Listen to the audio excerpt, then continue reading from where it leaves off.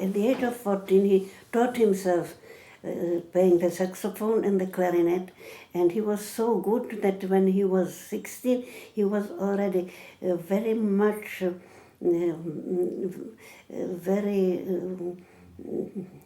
very much wanted by jazz orchestras. Oh, so he was in demand. Oh. Yes, and he of course was a child, and the orchestras were grown men, but they wanted him to participate, and I have a very nice photo of him playing with the jazz ensemble in a uniform, you know, a white coat and everything. So he was very good, and he never forgot this experience, and I think it influenced him very much because he wrote very much for the clarinet. He loved the clarinet, and also the jazzy elements are very evident in his music. His music is very complicated rhythmically. So let's talk about the clarinet for a moment. Yes. Because, as you said, this is an instrument dear to him. Yes. When we look at the three impressions, Yes. is there something that you can give us background? And this is not only just for the professional musician, but for the listening public at large. Of course. It was a very curious thing in Viktor's life that every time he had a crisis, he wrote merry music. And for instance, when he had the operation and he had a surgery, and then when there was a very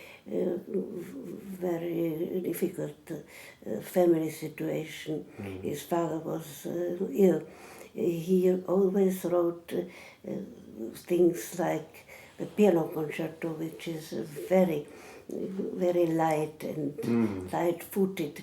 And when he was already conscious that he won't be able to write because he had very difficult trouble with his eyes, he wrote 3 pieces which are really very witty pieces.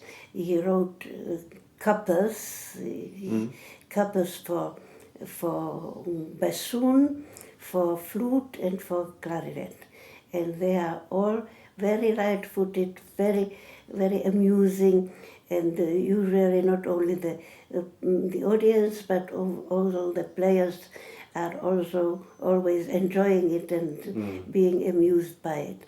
And it seems to me that he